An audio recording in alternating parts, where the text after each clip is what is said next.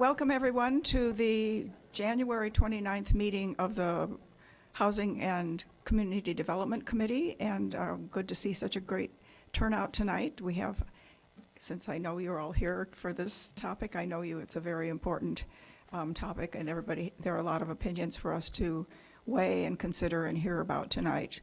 First, I'm going to ask Sarah Flax to tell us all what we are going to talk about tonight and what we're not going to talk about tonight, just to kind of set the stage. So, Sarah. Thank you, Chair Revelle. Sarah Flax, Community Development Director. Thank you, committee, and thank you to all the residents and property owners and everyone who are out to work with us on updating our RLTO. The purpose of this meeting is to take the committee through the decision, where it is on its decision process, review the items that have been primarily agreed to in the prior committee meetings, and also to talk a little bit about some additional options that we have for considering for the ordinance. At this time, we are not going to talk about the just cause ordinance provisions directly. That doesn't mean they're dead. What's happening is our legal team wants additional time to review, and we'll come back to the committee at the March meeting with an explanation of their point of view on just cause, and then it will be for the committee to discuss and proceed with. So I don't want people to think that it's being removed or forgotten. It is not. It's just that there are a lot of moving parts, and parts of them are controversial, and that needs to be looked at carefully. Great. Okay. Thank you, Sarah. Okay, right. So now we'll have time for public comment. I believe there are quite a few people signed up. So in order to make sure we have plenty of time for the committee to get through the agenda for this evening, I'm going to ask everyone if you'd please limit your comments to 1.5 minutes. And do I have a list of who has signed up? Alan Goldberg is the first name. Okay, so Alan Goldberg, and then who's next to be getting ready? Bev Beth Paul. Beth Paul.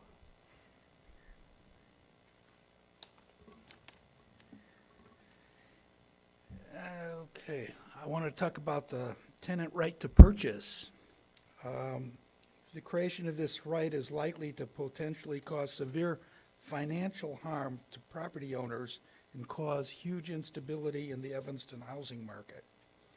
I've been a commercial realtor and Evanston resident for over 45 years, and in my experience, buyers who want an option to purchase a property or have a right of first refusal to purchase a property generally pay thousands of dollars in consideration to purchase that right. Potential buyers are generally ready to go and to exercise that right to purchase, right of first refusal, or to exercise an option to purchase, because they've prepared for it and they've paid for that right. So when the opportunity comes to say, okay, I have a buyer for the property, you've got 48 hours to say you're going to exercise that right. I mean, that's the way this right works in the real world. Sometimes people have an option, and that they pay for an option to purchase at a specific price. It's already negotiated. They have that option to do that at some triggering moment. This ordinance gives like 90 or 120 days for a non-existent entity to create itself and then decide whether they can raise the hundreds of thousands of dollars necessary to purchase a property. And really, today in so many of the buildings in Evanston, how many tenants have the capability of raising that kind of money to purchase Thank- yeah, million-dollar property. So I don't think the benefit of having tenants have the opportunity to purchase, the building weighs the financial detriments it may cause people who lose deals waiting 120 days. Yep, That thank you. buyer may be gone. Yep, thank you. Bev Paul and then Bill Schneider.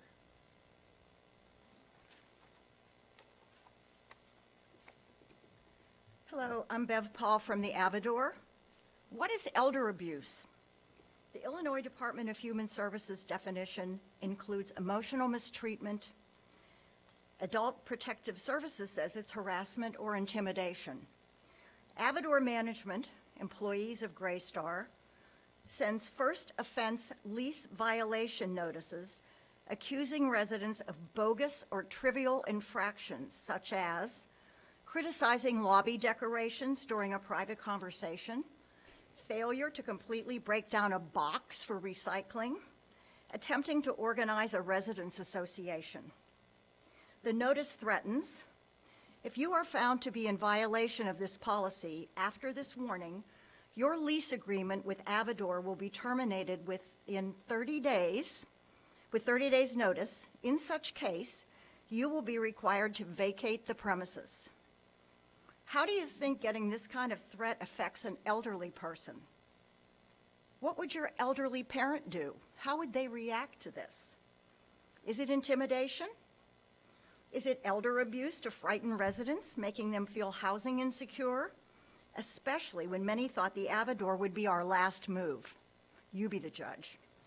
After meeting with Mayor Biss and Councilmember Harris and sharing residents' letters detailing the Avador's toxic atmosphere, Ms. Harris referred us to Adult Protective Services. We have opened a case and an APS investigation is in progress. Yes, thank you. I have one more thing to say. Without just cause, Avador residents are powerless against Greystar. Although the lease violation accusations are bogus, we have no legal protection against them. Avador's situation is not unique. Renters at other buildings face the same challenges.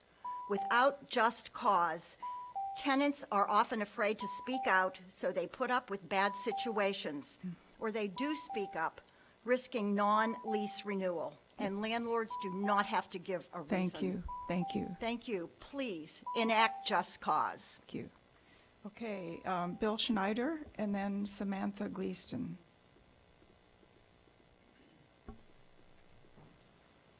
Good evening. I'm Bill Schneider, a Chicago native and a Second Ward resident, living at Avador since August of 2022. With the city of Evanston about to rent space at our new Civic Center, I hope all of you will now better understand the concerns regarding lease renewal. However, unlike commercial tenants, residents do not have just cause for non-renewal built into our leases. And for many older residents like me, this creates a sense of housing insecurity. Evanston's senior citizens have raised families. They've given back to our community and are proud of our accomplishments throughout the past several decades. But we consider our living space more than a commodity where we hang our hat. It is our home. As we embark on the final portion of our life journey, our goal is to leave this world a better place than we found it. It is imperative that we have just cause if our residential lease is not renewed. Not having this protection is disrespectful, it's discriminatory, and it's not in keeping with the progressive spirit that makes the city of Evanston one of the best places to live in the United States. Thank you. Thank you. Okay, Samantha Gleaston, and then Susan Taylor. Hi there. My name is Samantha Gleason. I'm a teacher, and I moved my mother into the Avador believing that it would be a safe and secure haven. And however, I found that the reality is something starkly different. Residents, including my mother, have suffered verbal abuse. One was even robbed at gunpoint outside of the parking lot, and complaints to the management have been met with indifference or even threats. This has been especially hard on my mother, who suffers from a heart condition, and she's been deeply affected by the stress. And it's shameful to see our elders, who merit our utmost respect and a secure living environment, being treated without any dignity. These seniors here have shown an incredible amount of courage, just coming here, voicing their concerns, despite the fact that they might receive potential blowback and a potential backlash. So I commend them all for being here, for showing up, and for standing up for what they know is right. Thank you so much for your time. Thank you. Okay, Susan Taylor. And then it's going to be Sarah Peterson. My name is Susan Taylor. I moved to the Avador 15 months ago. Like most people at the Avador, I moved here to be with other people my age and to be safe. We pay high rent for the promise of safety. In winter, I can avoid ice, a major safety concern for elderly people, by taking fitness classes in the building, watching a movie in the communal theater, or staying home and hanging out with friends. But as long as we have bullies managing our building, we are not safe from the constant anxiety that our leases will not be renewed and we will lose our homes. At the Avador, Greystar uses lease violation notices to threaten and terrify tenants that their leases will not be renewed. Greystar knows that the bogus lease violations are not legally valid. Mine was a form letter that didn't even have my name or a date. Their purpose is to make us feel insecure about our housing, hoping we'll give up and leave because without just cause, we can't fight back. Landlords and tenants are not on an even playing field, not by a long shot. Landlords are well organized. Their trade organizations have million-dollar budgets. These organizations send lobbyists to stop just cause proposals in cities across the country. And they're doing it here in Evanston on behalf of Greystar and other huge landlords who do not want tenants to have due process afforded by just cause. The Greystar playbook is all about cutting services and threatening tenants if they ask why, all to show higher profits for their shareholders. Greystar and other mega corporations are being sued in a class action suit by tenants across the country for price fixing. And recently, the U.S. thank you. Department of Justice, I'm not stopping until I finish my paragraphs. Okay. And recently, the U.S. Department of Justice joined the lawsuit. Evanston is full of buildings run by these huge corporations.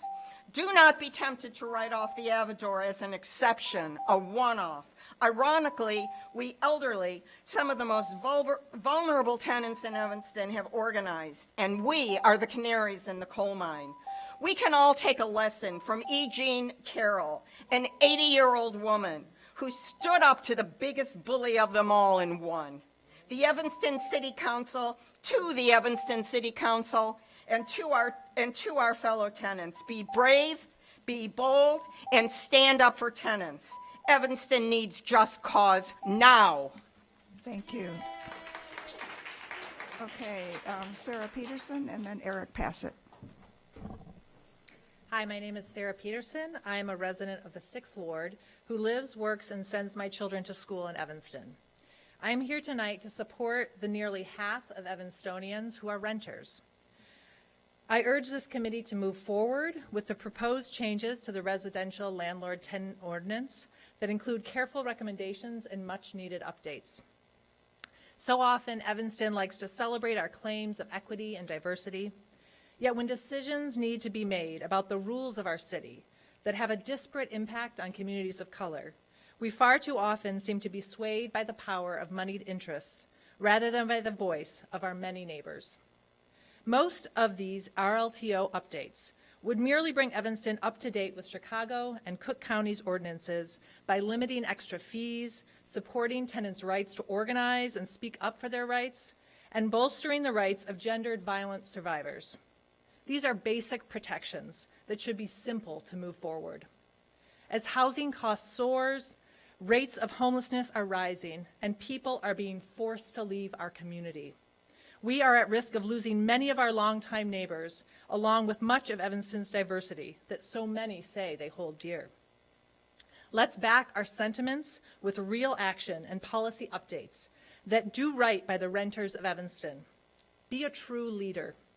Support all the proposed RLTO updates, including a just cause for eviction, so no one is kicked out in the cold when they could be justly housed. Thank you. Thank you.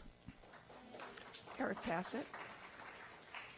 So I'm Eric Passett. I'm the owner of North Shore Apartments and Condos, and I've been in the property management and apartment rental business for 33, 34 years, and we represent a lot of different owners in Evanston. And I would say the Avador is, you would not agree with me, is an exception to a rule. If you look at the Evanston Landlord Tenant Ordinance already, it's about 12 pages long. I know this thing about backwards and forwards. Chicago, excuse me, let me finish. You're going to let me finish, okay? Chicago Landlord Tenant Ordinance is about 4 pages long, okay? So, if you get, let's say, owners that we work for to sell their buildings, all you're going to get is more buildings like the Avador, because we've owned the buildings for years, and we try to work with our tenants, keep our rates reasonable. I'm sure some people in here know that. And we try to maintain a nice building. All that costs money. However, we do try to work with our tenants and keep it very reasonable. All you're going to do by passing a lot of this stuff is force people like us to sell our buildings. And then what happens is, I've seen buildings sell in the last 5 years, quite a few owners, not for these reasons, but for different reasons, and then the prices just escalate because the prices are so elevated. So all you're going to do is do the exact opposite of what you want to accomplish. You want people that have been in the business, and there's a lot of owners here that have been in the business a long time. You want them to stay as owners, not push them out. Thank you. Thank you. So, Mike, is that Michael Donnelly? No, it's Councilmember Reed. No, that's Devin Reed on the screen. Well, we're doing public comment right now. So Michael Donnelly. He's not here. Okay, or Doug, Dan Skirmerhorn.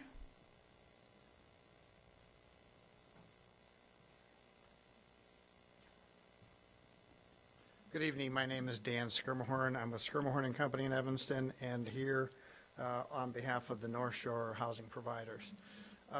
I sent a written comment to the committee and to the. Yeah, we received it. Thank you. But I just wanted to go and talk about one point within there, and that is, I think there are some unintended consequences of these changes that probably need to be thought through a little bit further. And I mentioned in my written comments, the provision that says no tenant has to give a notice, has to respond to a notice for renewal more than 30 days before their lease expires is really going to change the entire format of the way renting is done in Evanston. And again, trying to be careful of what we're wishing for here, as Eric said, if you do enough of these things to drive the small and medium landlords out, you're going to be left with the larger institutional out-of-town landlords like, what's the name, Greystar, who are not connected to the community, are not connected to their tenants. But if you're going to limit the rental period to 30 days before the lease expires, you're going to create chaos in Evanston in terms of renting, especially when it comes to the thousands of kids who are renting as Northwestern students, who now rent somewhere between 8 and 10 months before their lease starts. So there are some kind of housekeeping things that need to be done with regard to these changes that I think deserve the opportunity maybe for city staff and some, practical, providers in town to sit down together and go, hey, here's what really this will do in terms of the changes that it's going to create in terms of housing and the opportunity that it presents to our residents in Evanston. And I would hate to see the Evanston residents be hurt by changes that we're trying to make that are hopefully to help protect Evanston renters.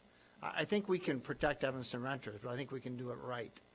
So I, again, would suggest that we get together and practically go through some of these changes to find out the exact impact that they're going to have on the process of running it in Evanston. Thank you. Great, thank you.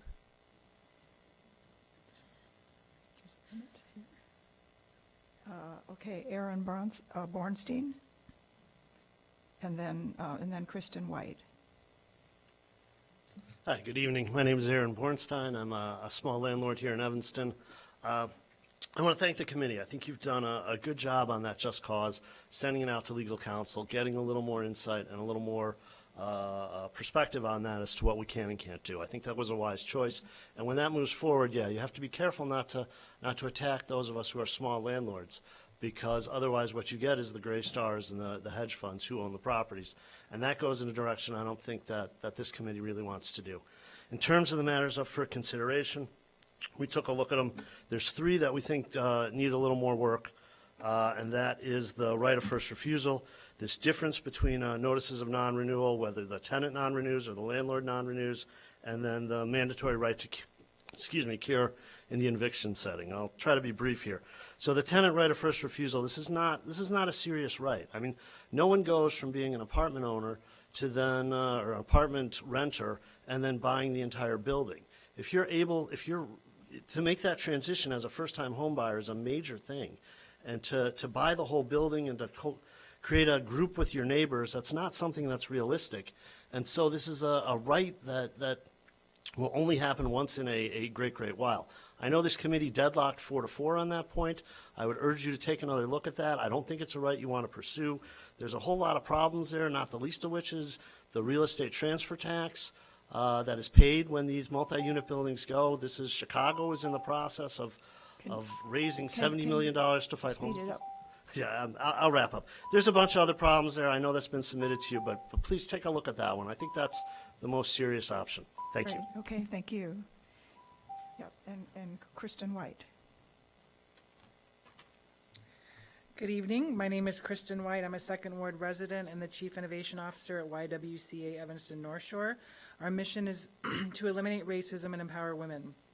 YWCA is a property owner of 16 rental units, and we unequivocally support the suggested changes to the Landlord and Tenant Regulations Ordinance and request that this committee reinstate the full just cause provision as it was earlier developed.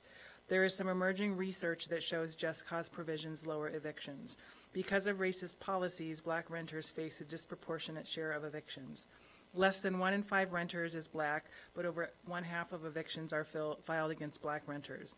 Black renters face the highest risk of eviction. Racial disparities in eviction are also compounded by the higher risk of eviction faced by those living with children. As a public policy, black women face disproportionately higher rates of job loss and wage gaps and are also the most highly impacted group affected by eviction. The City of Evanston has affirmed its commitment to eradicating the effects of systemically racist past practices from city government. Our current city government has a policy that disparately impacts black women and children and privileges white landlords. This is both a past and present practice. States and municipalities must respond to the eviction crisis by enacting policies that account for demographic disparities and decrease eviction filing, increase tenant protections and rights during the process, and keep families and individuals out of cycles of poverty and hardship.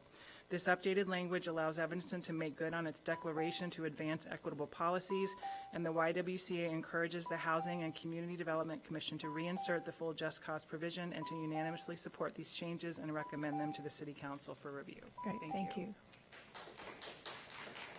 Some other side.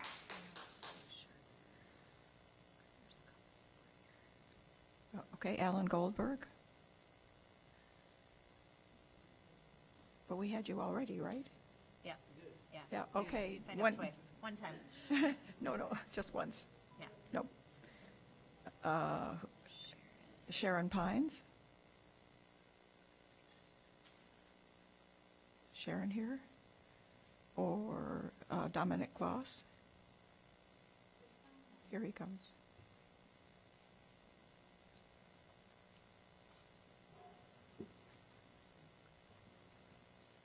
All right, I'll try to make it brief. So as you all know, Open Communities is strongly in favor of modernizing Evanston's RLTO in the 14 ways identified in the packet for today's meeting. Among them are a one-time right to cure, limitations on late fees, extended notice for lease non-renewals, strengthened right to organize, and a requirement that move-in fees be related to actual costs. These improvements will undoubtedly aid in protecting vulnerable tenants and will align Evanston more closely with other regional codes, such as Cook County's RTLO, which Cook County Commissioners passed unanimously in January 2021. So I know Sarah spoke a little bit about Just Cause. I know that's not on the agenda tonight. I just want to state for the record, full-fledged Just Cause laws of varying flavors exist in the entire states of Washington, California, Oregon, New Hampshire, New Jersey. It also exists within California in Berkeley, East Palo Alto, Glendale, Hayward, Los Angeles, Maywood, Oakland, San Diego, San Francisco, San Jose, West Hollywood. In Washington, in Burien Federal Way in Seattle. It exists in St. Paul, Minnesota, Washington, D.C., Philadelphia, and New York City. It's recommended by the White House, influential national organizations like the National Low Income Housing Coalition. So as we stated in an op-ed in the roundtable, if there are problems with existing proposal language, let's work on them together, debate, and reach compromise. But starting over or drastically changing direction, especially in a way that was done outside of public view, is inappropriate and insulting to many tenants who would benefit from the protection. 43% of Evanston rents, we would like to see them represented. Thank you. Okay. Whoops. Max Seeley?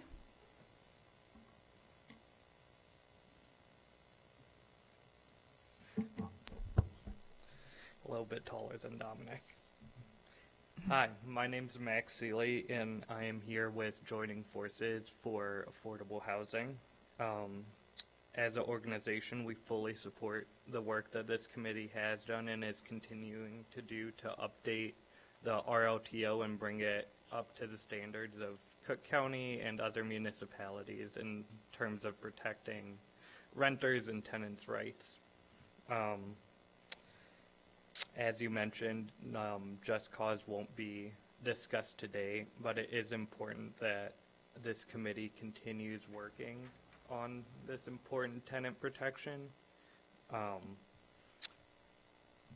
The city needs to be able to work through and deal with hard, controversial issues. And as a community, we need to be able to find solutions that work for the most vulnerable in our community. Thank you. Great, thank you. Peter O'Brien, Peter O'Brien. Good evening. I'm Peter O'Brien, resident of the 3rd Ward, owner and manager of commercial and residential property in Evanston.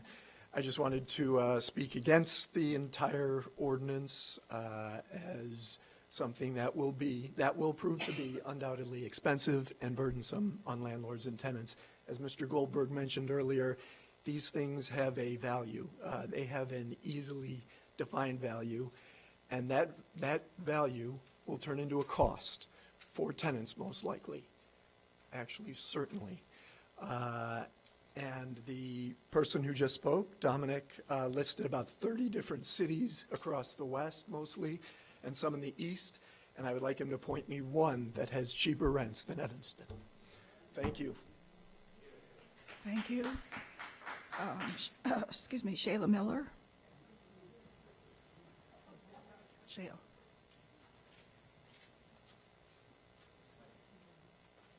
Hello, Shale Miller, very small landlord for 37 years, have mostly had very good experiences and have very long-term tenants, but there are exceptions. And I hope you keep in mind that the very small landlord who is renting 1, 2, 3, or 4 units, who does that by themselves, can sometimes face threats and intimidation, as I have on occasion. It's rare, but it happens. And that you need to keep that in mind. We are not all Avidor. We are not all using management companies. I have no problem providing a reason for non-renewal of a lease. In my experience, the reasons that are listed under tenant obligations in the current model lease usually covers 99% of a reason for non-renewal. And sometimes those fall under the bailiwick of preventing other people from enjoying their premises. Because a lot of these things have to do with soft things. They're not recorded on video. There's not gross vandalism, but there can be threats, there can be inappropriate things said, there can be intimidation, which can result in a reason for non-renewal. And I think you need to consider that, especially for the small landlord who deals with this in person, from my 37 years of experience. And I don't know any small landlords, in my experience, that are trying to get rid of tenants. They're trying to keep tenants. Right, great, thank you. Carla Sutton. So Carla Sutton, Tina Payden, and Eileen Thomas.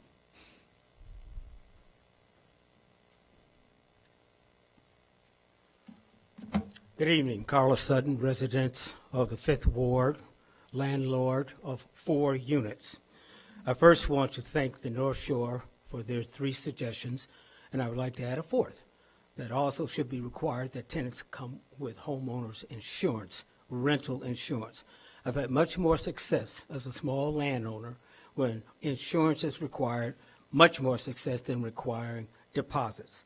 Secondly, this proposed ordinance, Evanston's residential landlord-tenant ordinance, does not address appropriately problematic tenants, problematic landlords, and just cause is just another draconian measure that escalates the problems of gentrification. I'm also very concerned about the transfer tax that pays for reparations will be adversely affected by this new consideration of tenants being able to purchase the building. So I just want to agree with the previous landlords. I'm a very small landlord. I've only collected rent in this community for just 30 years.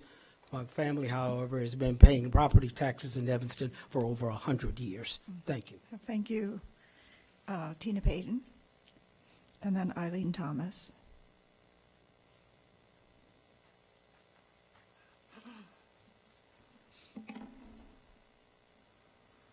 I'm going to get my timer out because I'd like to speak the 2 minutes and 45 seconds that you let the previous speaker speak.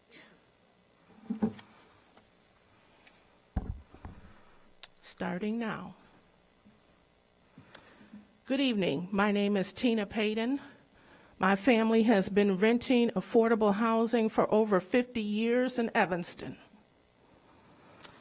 You talk about notification. The lack of notification of what you just passed out is ridiculous. You sent this out on Friday.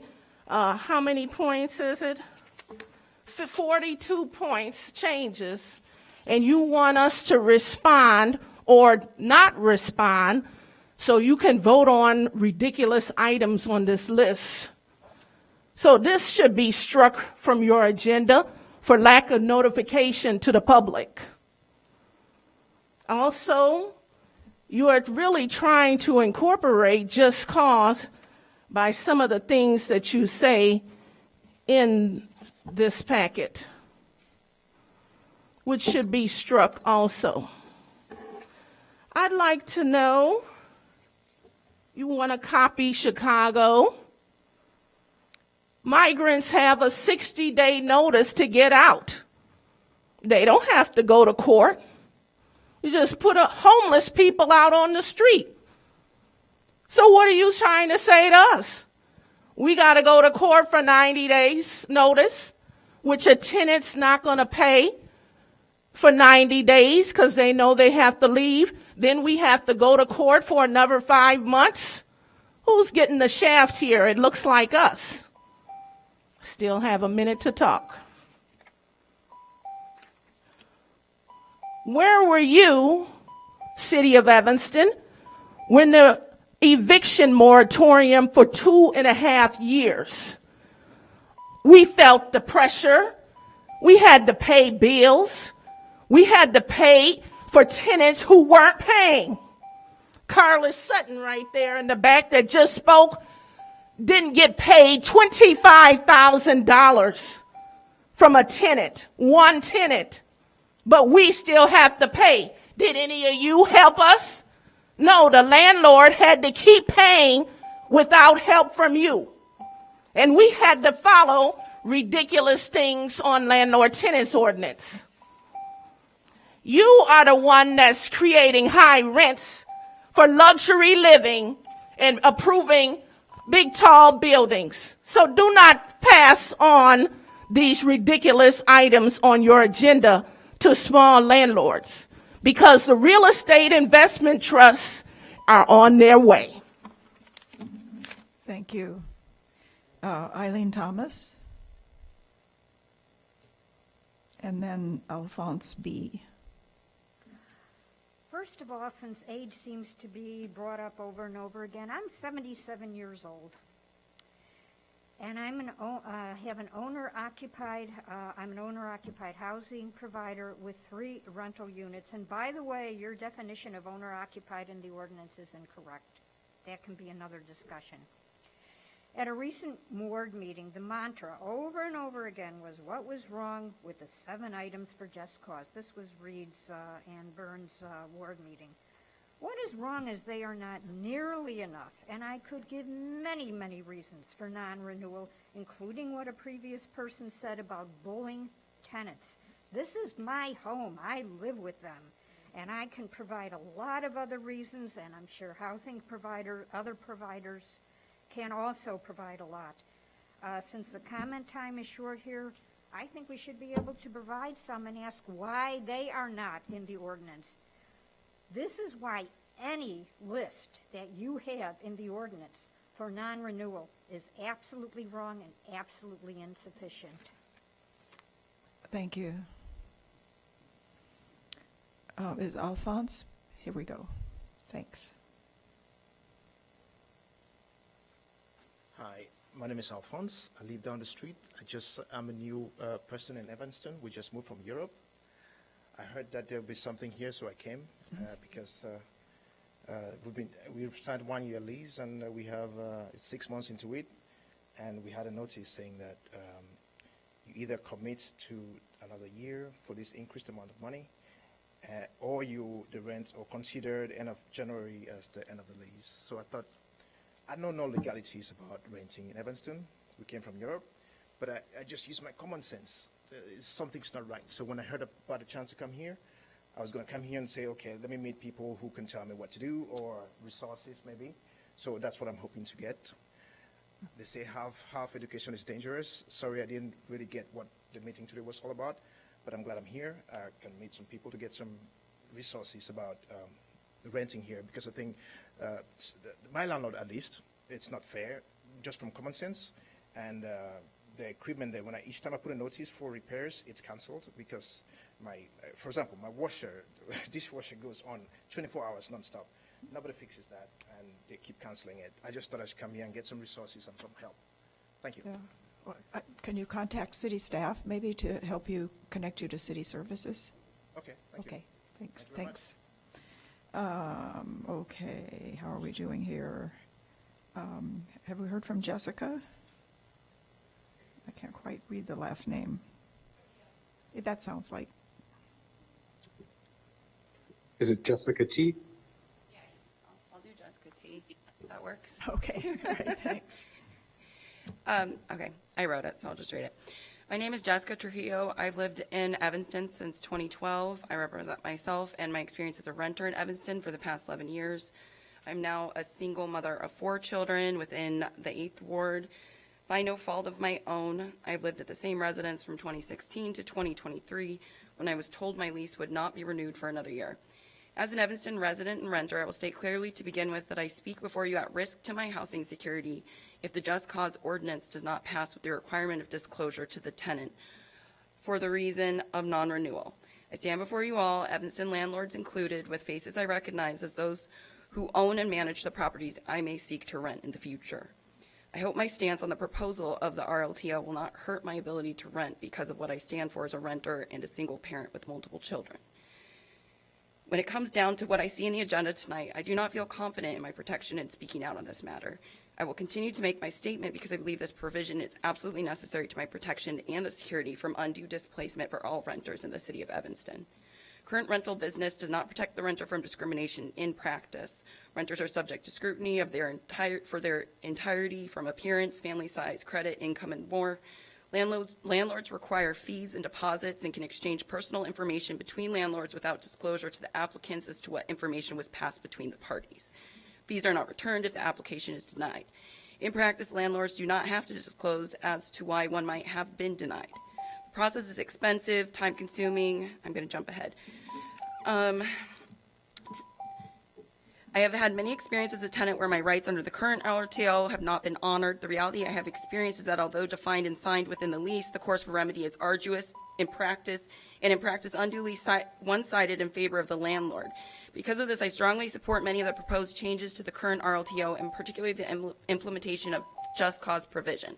I firmly believe renters have a right to this consideration and transparency from the housing providers. Although rentals operate as a business and an investment for landlords, the need for housing is essential. Why should renters not have access to the knowledge as to why they could not rent for another lease at their current home? Beyond this, I would urge, I want to read this part. Can I just do quick? To me, this implies the tenants are truly not part of the rental agreement, nor they recognize the simple respect of understanding as to why they are thrust back into finding new housing for themselves. To most individuals and families, where they are renting is their home. By default of non-renewal, the renter is told they must find and make a new home for themselves. My hope is that the city of Evanston recognizes and respects at a minimum that this is emotional and daunting, regardless of the renter's financial standing. The tenant would choose not to renew if their desire was not to renew. The effect of non-renewal is that the tenant no longer has a choice. The just cause, as it has been presented previously, would hold landlord and tenant accountable in a more equitable lease agreement. Beyond this, I would urge the committee members to continue to listen to the Evanston's renting community about the problems they face in maintaining safe and affordable housing, as well as security of housing. I believe that when basic human needs of the people within our community are earnestly considered in conversation and established protections, we have a safer community. We can thrive when Evanston renters are able to move beyond the need to constantly worry about the possibility of losing their homes without protected course of discourse and remedy. Thank you. Thank you. Lisa Pildes. Hi, Lisa Pildes, lived here since 1980. I'm a small landlord. I have property in the 1st, 5th, 6th, and 7th wards. Been a landlord for, 25 years. I'll just make a couple of individual points. By giving current tenants the right to renew a lease only 30 days before expiration, the draft would disrupt and artificially shorten the rental market period all over town, and especially downtown and in the areas where NU students live. In the case of undergraduate students, current sophomores looking for housing for their junior and senior years do that during the school year. You cannot expect literally thousands of out-of-town students to make a special trip into Evanston only 4 weeks before school starts to look for an apartment. Even graduate students, and especially ones with school-aged children, are looking at the very least 3 to 4 months before school starts. In one of the memos to your committee, staff said finding a safe, affordable, accessible apartment may take an average of 3 months for any tenant, and possibly even longer for tenants who are low income or have an eviction history. The lady from the 8th Ward is an example of that. How can they do this when apartments can only come on the market at the most 30 days before they're available? This is kind of a nitpicky one, but the landlord should not have the responsibility of disclosing heating costs that the tenant will pay. What if the landlord is wrong? Costs go up. We had a good example of that. It's better to list the number and for them to call NICOR, and NICOR will have the best estimate. And, all the examples of small landlords selling out to corporations, it's absolutely the case. I get solicited every week for that. Thank you. Thank you. Mary DeSlover? Here she comes.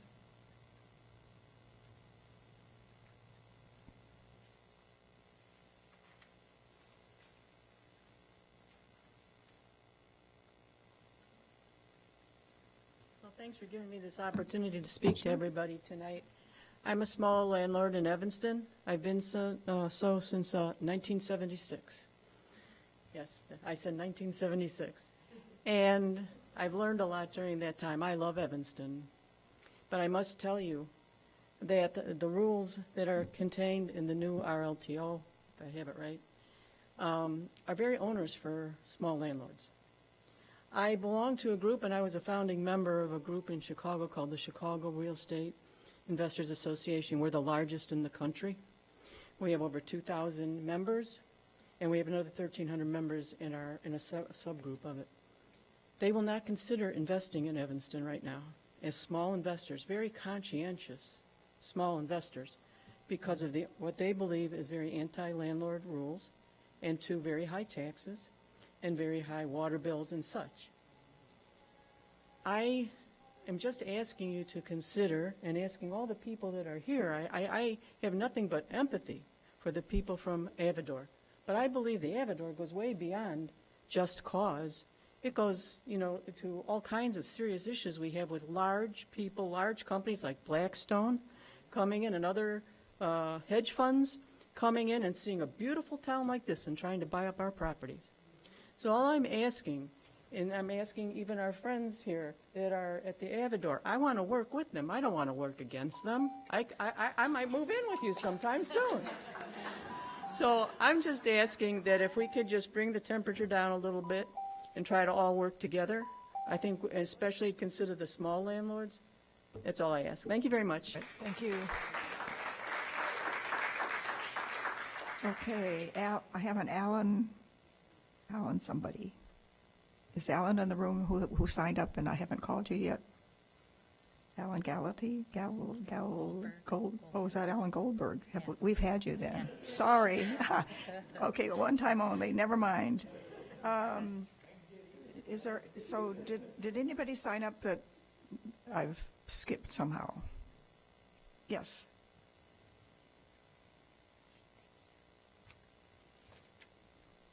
My submission was a little late, so I'm sorry. That's okay. Go right ahead. Good evening. I'm Bob Harris with Manchester Realty, and I did submit a written statement, but I would like to preface that statement to thank you all for the work that you've done to try to amend the RLTO. It is extremely lengthy, it's very tedious, and a lot of work was put in by you and other stakeholders to try to improve our RLTO and make it more relevant for housing providers and for tenants. So I really appreciate that. Tonight I wanted to just focus on some of the problems. After reviewing the draft of the proposed amendments, it is clear that there are several unworkable and unwieldy, troublesome solutions in search of a problem. Having been a compassionate and caring housing provider in a family business for decades, I'm very familiar with tenant struggles. Several of the proposed changes will have no real-world effect on improving tenant living situations or how a tenant manages their lease. In fact, many of the changes create additional barriers, deadlines, paperwork requirements, and add burdens to tenants and to housing providers. The Evanston community and stakeholders and elected officials and administrative staff have long expressed strong support for affordable housing. However, if several of the proposed changes are implemented, it will raise costs for tenants and for housing providers, which will make housing more expensive all around. And the housing providers will become more selective in their qualification requirements due to the fear of being stuck with an unscrupulous tenant or someone likely to have financial challenges. Also, housing providers will be less likely to offer an applicant the benefit of a doubt. This will make it even harder for tenants to find suitable and affordable housing. And the rest of my written statement has several issues that I outlined. But thank you for your time. Great. Okay, thank you.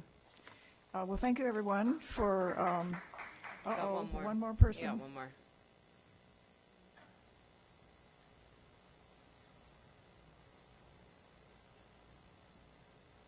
Hello, my name is Mike Purcell. Again, thank you for all the hard work. In reviewing the potential ordinances, I would stress that the time frame to rent an apartment, both for a landlord and a tenant, and many times takes longer than 30 days. By shortening that window from 60 to 30 will potentially create chaos for both the tenant and the landlord.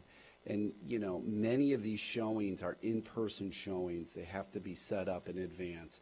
You're going to have this mad rush of prospects going into people's homes because they weren't able to sort of spread this time frame out to rent an apartment.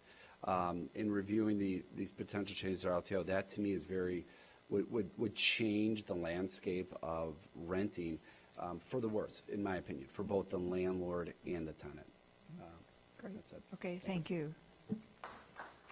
Well, thank you to everyone who came this evening to share your thoughts with the committee, and especially I want to thank staff for all the work that they've been putting into developing this draft that we're going to be talking a little bit more about now. So I'm going to ask Sarah Flax to come up and walk us through where we are with the RLTO. Can I say one? I'll move item A, which is presentation regarding proposed amendments to Evanston's landlord and tenant regulations. Okay. Am I allowed to say one thing? Sure, yes, go right ahead. Okay, others probably have a lot more information than me on this, but in the spirit also of bringing the temperature down, which I think would be great, I would just like to clarify my personal understanding, and Sarah and Chair Ravel, you may know better, but as I understand it, the reason there's been a change is because there are laws that trump what we can do as a city. And so it's just to be very clear, it's not like there was a back channel discussion and people felt frustrated that this was going too far and the committee or the city or anyone else pulled back. My understanding is per federal law, there are things that we cannot do legally. So any changes that have been made between a previous draft and the draft you are seeing now is because that the proposed legislation went beyond the scope of what the city of Evanston is allowed to address. So I just wanted to, please correct me if I'm wrong, Sarah Flax, but my understanding, like, just to be clear, there was no backroom dealing or secretive, like, can we, change things under the cloud of secrecy? That's absolutely true. There's no backroom Order. working on this. Yeah, sorry, point of Councilman order. Lee. Two things. I wanted an opportunity to respond to that, but also I don't know if there's a second to the motion to discuss this. I second. Okay. It just seems before we start losing people and jumping in, it might be helpful for everyone to know that we're trying to be above board. So Councilmember and Chair- Reed, go ahead. Yeah, I also wanted to respond to that. My understanding is there is no federal law that prohibits anything with just cause, as was demonstrated. A number of other states and municipal jurisdictions have passed just cause. My understanding from being on the task force and working through this is that the only real concern is whether or not one provision of just cause triggers would be considered rent control, which under Illinois law is prohibited, and a municipality does not have the ability to enact rent control. But outside of that provision, I've not been told any other specific provision that is barred by state law, particularly by federal law. Okay, thanks for the clarification. Then it's state law that we can't trump. I do want to also point out that this doesn't mean we haven't changed what the considerations of the just cause portion of the ordinance are. Those are being delayed in coming back to the committee until our legal staff has an opportunity to review them and write an opinion on what has to be dealt with. And that will be coming to the committee at the March meeting, March 20th. So I really want people to not feel that anything's been thrown out. Nothing has been thrown out. We've just slowed down one part. Okay? Thank you. Thank you. So our goal today is just to review where we are on the other pieces of the RLTO that the committee has worked a very long time on, and then also present 3 other considerations. Obviously, we've been working quite a while on this to, and there are a lot of good reasons. Our RLTO had not been updated since 2016, which is a really long time, especially with the changes in the housing market. And yes, Cook County's ordinance was was the trigger, really, that we started working on this way back in 2021. But I do want to let people know that Cook County actually acknowledged that Evanston's RLTO was one of the basis for its RLTO, because Cook County didn't have an RLTO before. So we were actually ahead of them. But obviously, our goals are to include best practices and policies, some of which have been developed and changed based on the changing rental market, to support fair housing goals, practices, and values, and better align with Cook County's RLTO in Chicago's. Not necessarily to mimic it entirely, but to benefit from some of its work. I'm not going to go through all of these in incredible depth because we could be here all night.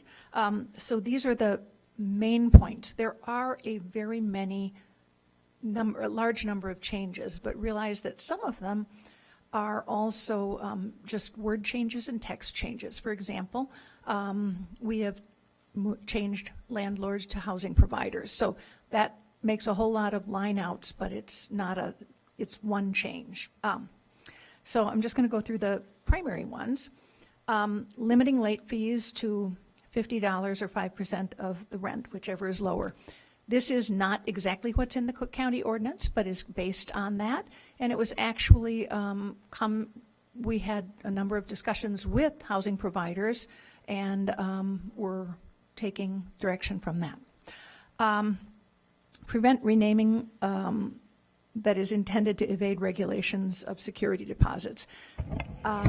There have been creative people who have changed terms into all kinds of things. So that got them out of maintaining security deposits and things and that.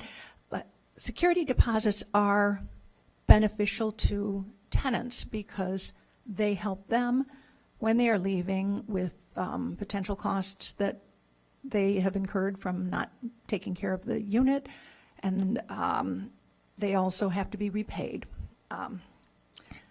Limiting application fees, move-in fees. I'm sorry to interrupt. Can you just give the number from the left? Are you looking at the same chart? Can you give the number of the corresponding item? For the security deposits? Oh, there it is. Yeah, 12, 0 and 12. Yeah. Okay, great. Thank you. So now I'm moving on to application fees, move-in fees, and similar charges. And this is, again, in the Cook County ordinance, which really is to require the fees to be in relationship to the actual cost, because otherwise it becomes a burden and a way of just making additional money.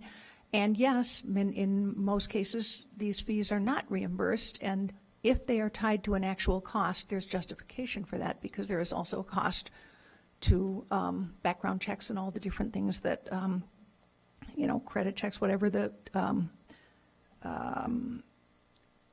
housing providers do as part of their tenant screening. Bolstering the tenant right to organize.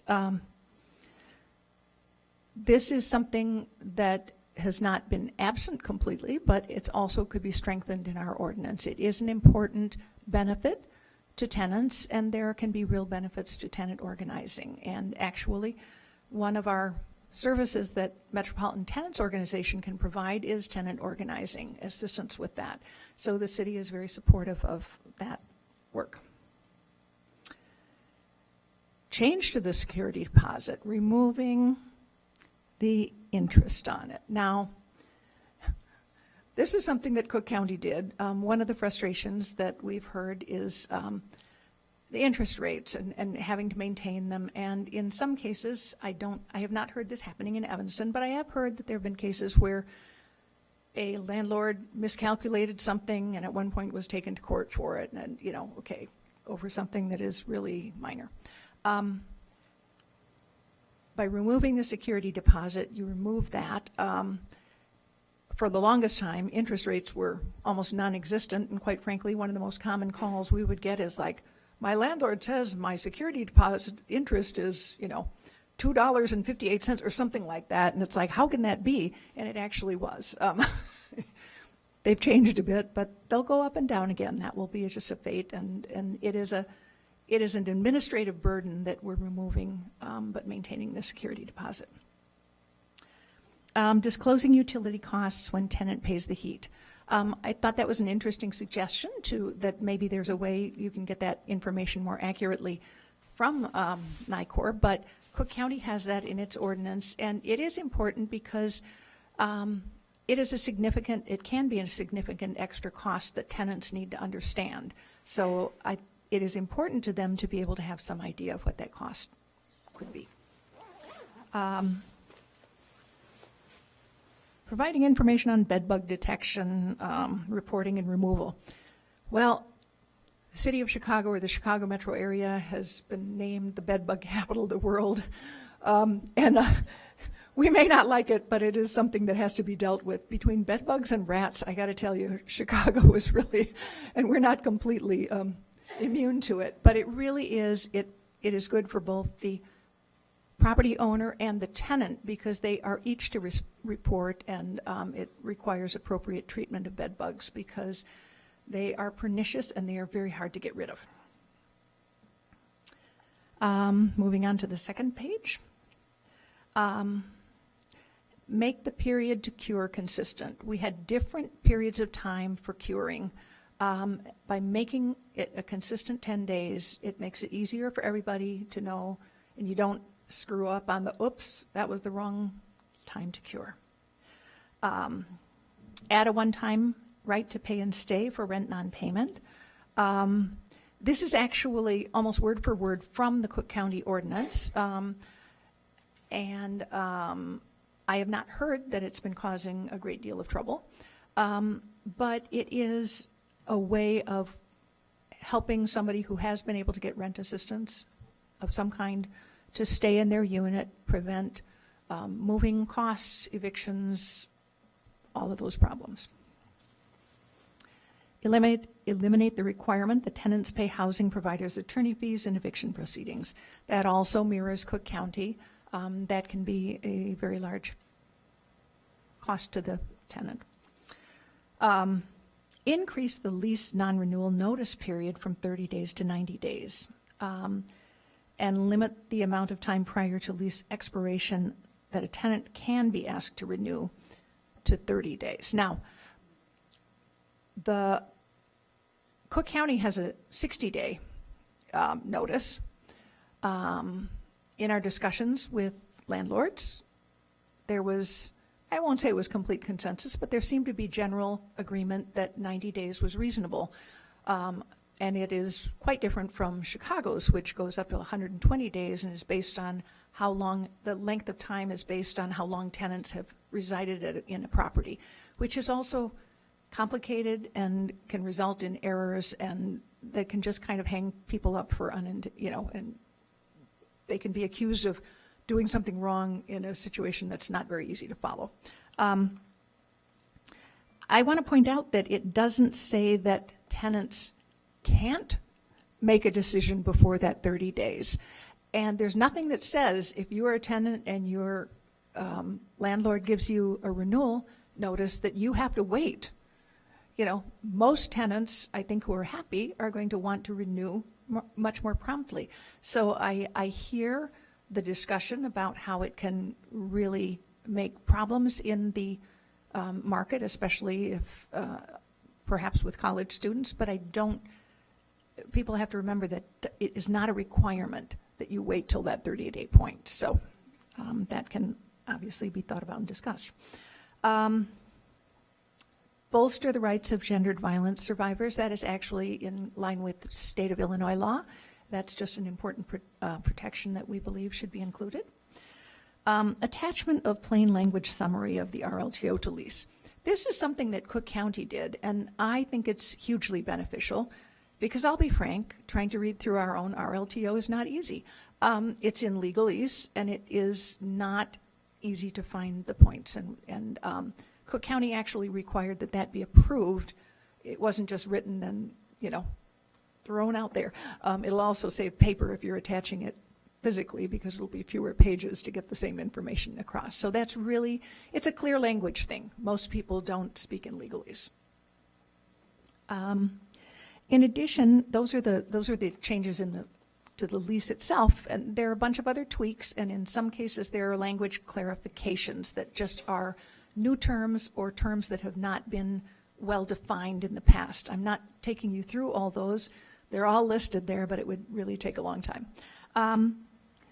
We really feel that it's important to develop materials to assist housing providers in maintaining compliance with fair housing ordinance and other regulations. And that's something that we need to get better at. Whenever we introduce or make changes to ordinances, that's something we're looking at, not just for housing ordinances, but for other ordinances. Again, you know, you get these 15 to 30-page documents full of whereases and legal language. It isn't the easiest thing for people to wade through, and that's an important thing that we think can help and benefit both landlords and tenants. Some additional amendments that Well, shall we, I think maybe pause for, see if the committee absolutely. has any comments or questions about this, the basic RLTO that we've really talked about quite a bit before we Absolutely. go on to the three new items, or newer items. So committee members, anybody want to have a question? You know, I want to talk more about the right of first refusal, so is that Right. one of the three items? Right, That's we'll coming get up. to that. Yeah, right. Councilmember Harikar.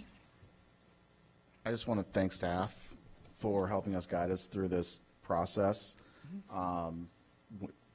I think we started back in March, right? That was the first meeting where we started discussing this, and I think you guys did a really great job of, you know, steering us one topic at a time and getting to this part, and I just want to thank you guys for being really concise and also getting this to a almost to the finish line, and you know, having it set out in such plain language so everyone knows the changes that are coming, and I just want to thank you guys.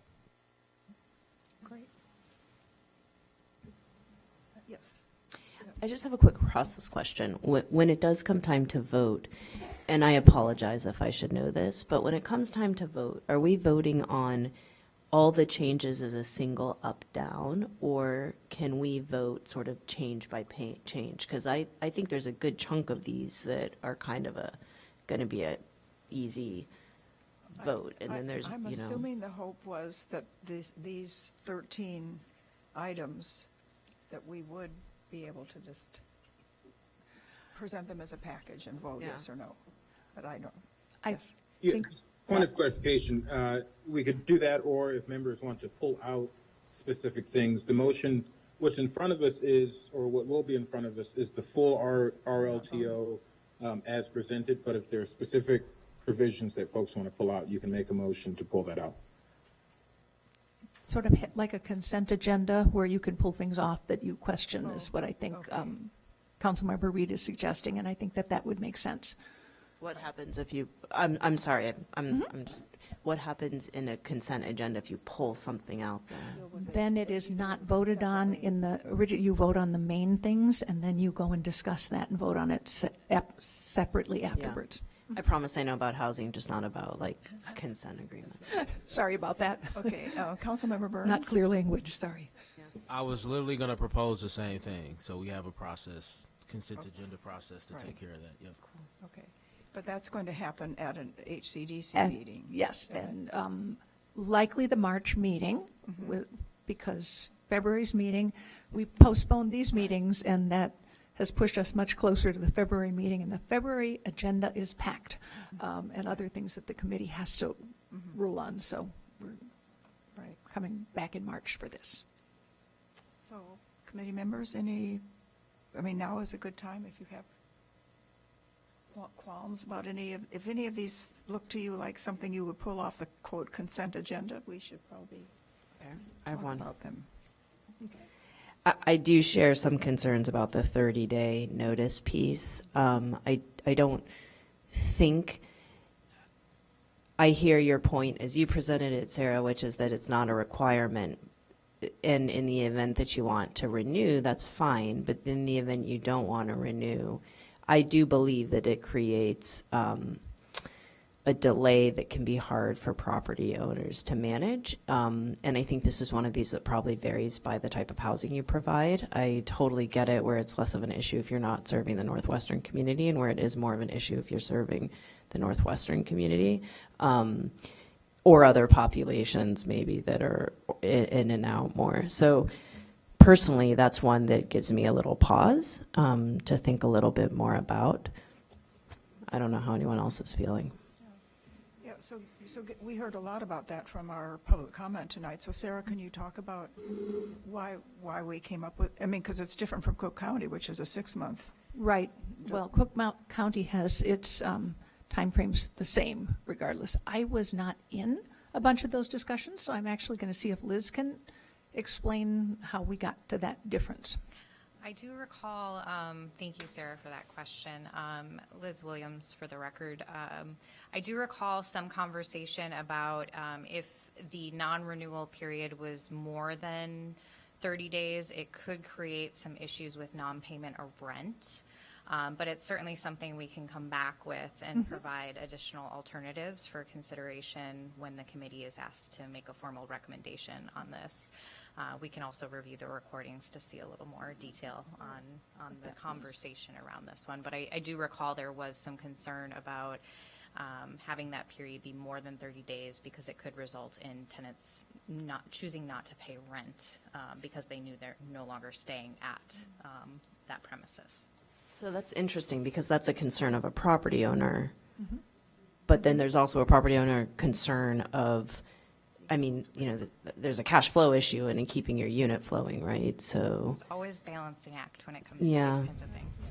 yeah, and I don't think we need like 120. You know, I just think we should see some other options farther out. And you know, No, and I think the point made about Northwestern students needing to find their apartments well before 30 days is an important consideration. Yeah, so I guess, There Sarah. is also a way of addressing it, which is already in the language, which is unless in writing it is agreed to that it can be different. That can be dangerous because you can get a lot of people making weird changes to leases that could be, but it might be it also puts a lot of especially- onus on the consumer potentially to have the foresight / education to think that through. Like, oh, 30 days might not, you know. But there may be ways we can actually look at a sort of, if this is something that the housing providers are interested in, an exception for renting, you know, for students or something like that. I don't know quite how that would work, but it is a issue that is not totally unique, but is quite different for that market. But It's called discrimination when you do that. well, you can have certain different rules under certain different situations. I'm not saying it's perfect, but Okay. we won't. Yeah, I think if you all could come up with a little more information for us about that particular point, that would be very helpful. Would it, just to clarify for the committee, would it be helpful to get examples of noticing in other jurisdictions? Is that how you want to align on this? Absolutely, Okay, yeah. sounds good, thank you. And if there's a jurisdiction that has a lot of college students, that would be an interesting, I mean, because it is a significant portion of the rental, but by no means but it is a population we should consider. No, not a protected class, but I'm just curious, what's the notification period in a college town? That's all. No, of course not. Councilmember Burns.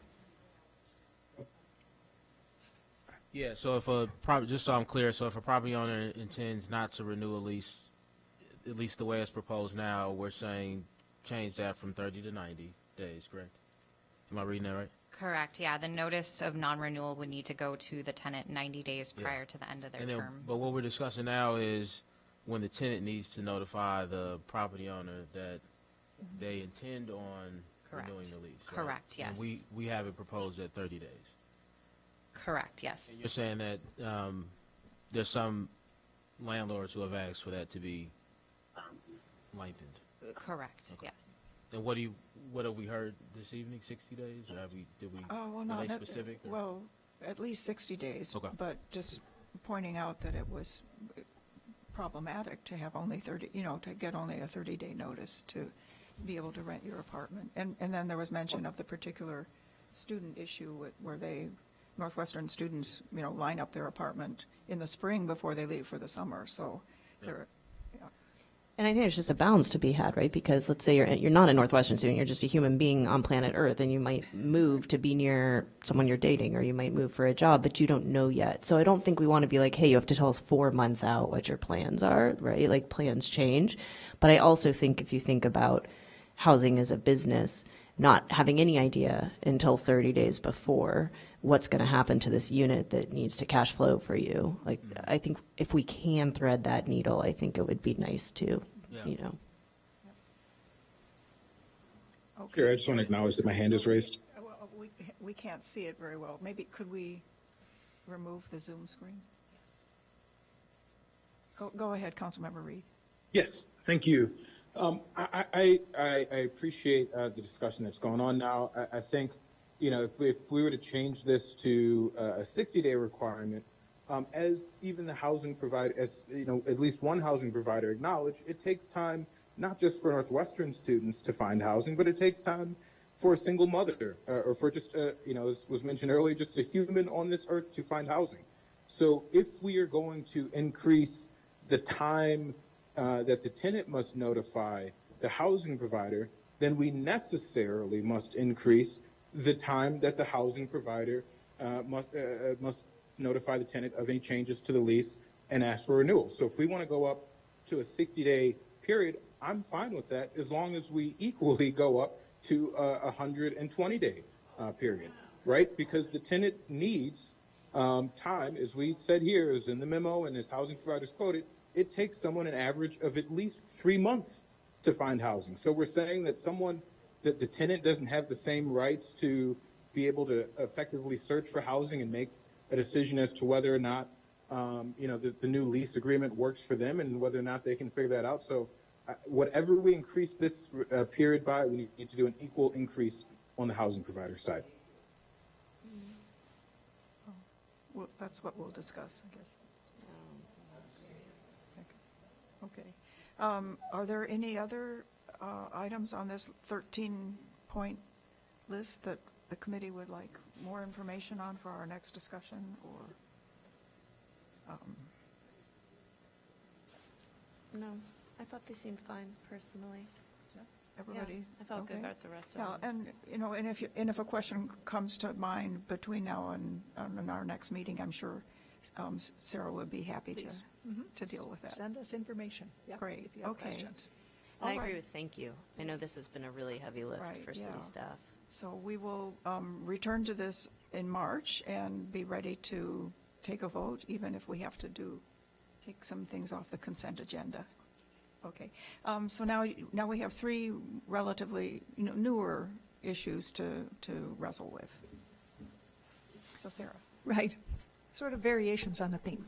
And these are to get at some of the goals of just cause without some of the potentially more problematic issues or issues that have to be looked at. Including a reason for non-renewal in the written non-renewal notice to the tenant. If that were a requirement, that would give first of all, it would give the city, because we would have those notices sent to the city as well, the opportunity to really find out more about how often, what is the cause of non-renewal, and what types of things can be done to address it. I mean, there are many ways in theory that one can try to address different needs, and we may find something that could be handled differently based on how often something was the cause. It just gives us more information. It would also give the tenant more information, right? Absolutely, it gives the tenant information on why they are. And our landlords, our property, our housing providers, for the most part, were saying, well, we have legitimate reasons, which I believe. I don't question that, and then it should not be a problem to put those in writing. Point of order. I just must say that I find this a bit inappropriate, and it kind of contradicts some of the statements that were made earlier. This was never something that was a part of the original draft of the RLTO, and it honestly, it does seem like it's undermining the real protections that would be granted by just cause. And so, to me, I just think the phrase that this, helps us get at some of the issues of just cause without having to pass just cause is a troubling statement to me, and a troubling direction that this committee could take. Councilmember Burns. Yeah, I didn't know this was going to be discussed in this manner. I just from a process standpoint, and this is for folks in the audience as well, this new council at one point created a referrals process whereby 3 council members, 1 council member can make a referral.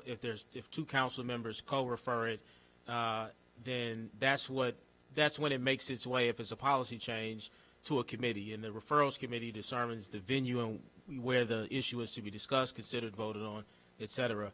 And the just cause eviction ordinance did indeed go through that process, and therefore I believe before we make any amendments or changes to it, that we should have an opportunity to continue to discuss it. Whether it's voted up or down is not the point. The point is that it should go through the normal process that every referral goes through. And if we're going to deviate from that, we should really vote to do that from this committee, either to table it, to hold it, to vote it down, to vote it up. But that should happen, or to amend it, which is, it sounds like what we're doing today. The problem is we're not doing it within, while having the full discussion as an agenda item.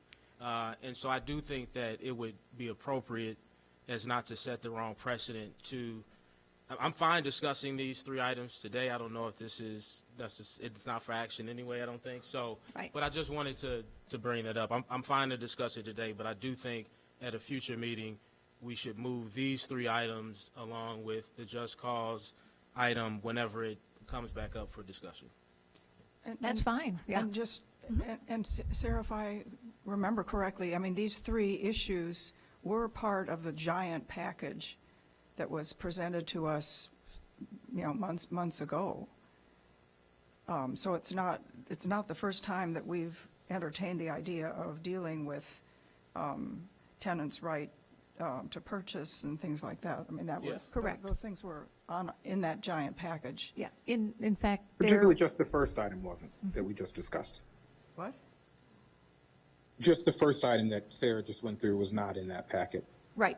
Early on. Okay. I just want to be careful. Anything that was associated or at one point tied to the just cause discussion remains there, so In that the we just could have cause. it, Sure. that discussion is one complete discussion without confusing things. But if there are aspects to this that were not considered as part of the just cause eviction, we could, I'm happy to vote on all of it. I mean, to discuss all of it. It's just for discussion. I just want to point out, when this comes back for action, I think this should ride along with where it was initially.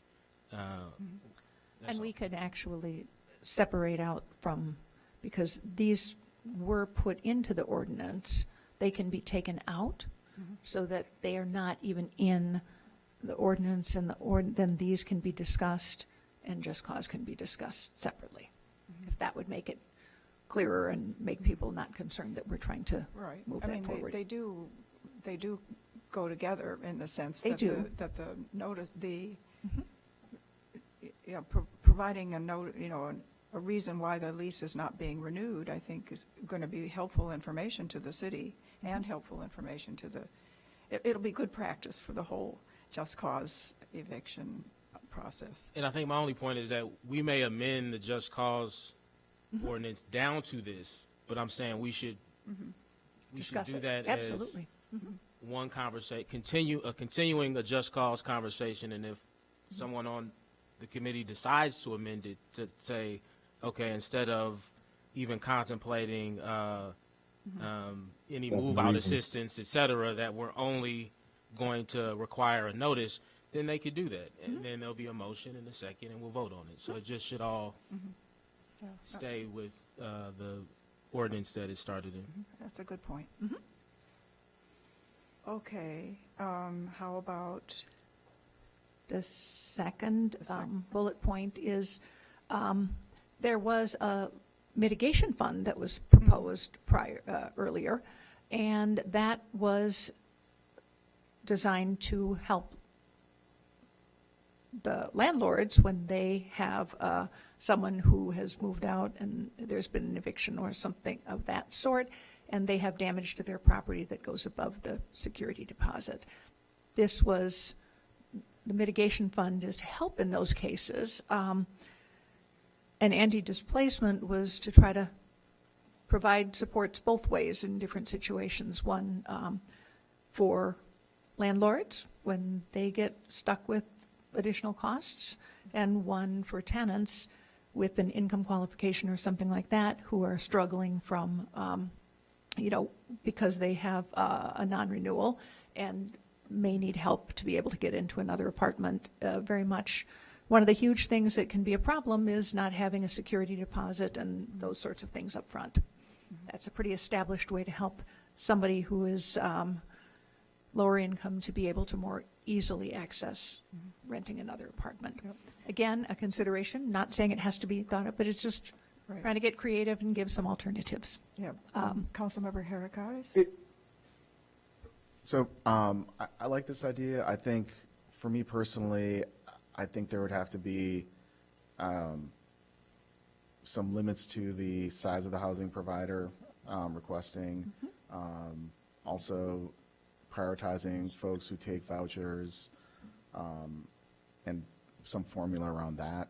But I know we've heard from housing providers that have had damages incur that at their properties, that it is a hardship for them too. And so I think as long as we find some formula that prioritizes the smaller landlords, I think I'd be on board for this. Well, then a big question is how does the fund get funded? Well, that was part of it too. And that was part of if people did not follow the non-renewal policies and requirements, that they could Be a penalty. incur penalties and fines for that, and that would form at least the beginning of a fund to do this. And Chair, again, sorry, my hand is up. I know you may not be able to see it. I'm sorry. No, you're fine. I just want to make sure I was recognized. Okay, I will jump in. I do also want to note, we discussed the mitigation fund. Eric Bissett, who is on the task force, will certainly remember this, in conjunction with the Just Cause eviction ordinance. And one of the main discussion points around the mitigation fund, well, one, folks were concerned that the city wouldn't have the will to pass a mitigation fund, which I'm hoping this committee and the council will have that gumption to do that and the ability to financially support it. But a key provision would be that for those smaller housing providers, those folks under the Just Cause who have 6 or fewer units, would be eligible, that the tenants would be eligible for relocation assistance through the mitigation fund, right? Because the Just Cause ordinance states that housing providers with 6 or fewer units are not on the hook for relocation assistance.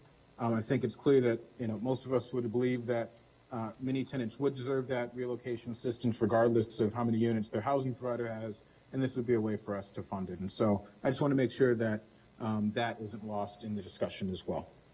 Thank you, Sarah. Okay. Thank you. Joanne? Yeah, I could only support that 2-month monthly rent. I have a 2-flat if the money comes out of the fund. I mean, 2 months, I have 2 months out of my, income is a lot. It adds up when I still have to pay my mortgage and everything else. So I would not support that unless we have a fund. And my question was, how would the additional funding be obtained? Mm-hmm. Yep. So I think we have a lot of questions about this. Yeah, absolutely. And it would, honestly, if we were to fund it only through penalties, it would be quite a while probably before we could actually implement something. So I would recommend that we would want to consider something else. And we've talked about, believe it or not, a mitigation fund was one of the considerations in the our white paper on housing needs back in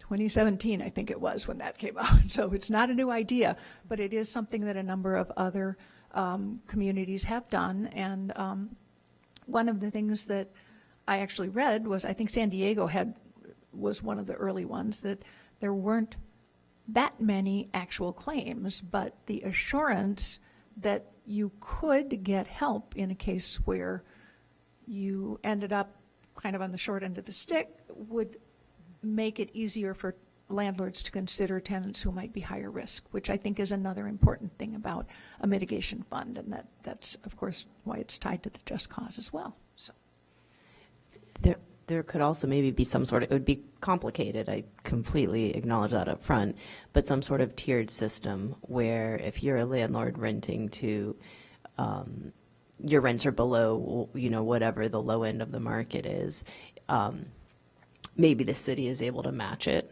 or even put more of the assistance forward. I mean, I do tend to believe that if you have a higher end unit, you're probably a larger property owner, you probably have more units, right? Like there's a lot of economies of scale that start coming into play at that point. Maybe we have less subsidy available through the city. If we're talking, you also have a tenant presumably who, if they are in a higher end unit, might be a little bit less vulnerable to changes in their housing situation. Not immune, right? It's coming all the way up the income spectrum, but there might be a little less urgency there. yeah, and in fact, at the point I was looking at them more, there were commonly limits both on income and the rent levels that would be reimbursed. I definitely agree with the idea that we would prioritize people who are taking vouchers, property owners that are taking vouchers, for example.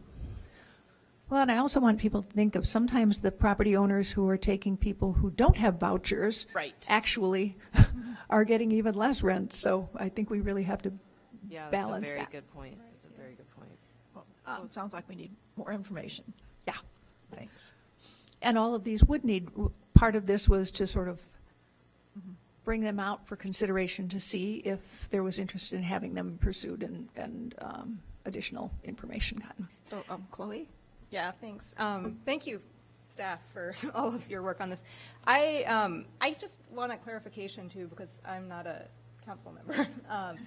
And so if we haven't stipulated how this will be funded and this were to move forward, in March, then when the council votes on this, is it up to the council to figure that part out? Or is there? I think we need to figure that out. Okay, so yeah. that's, I guess, my question. So it's a because fuller otherwise, proposal. we're sort of talking about something that isn't necessarily yet workable. And so one issue that came up at the last meeting last month was code enforcement and the sort of the fact that we don't do that to the degree that we maybe should, or that sort of other municipalities or jurisdictions that people have housing in have experienced themselves. And so I wonder if that's a possibility.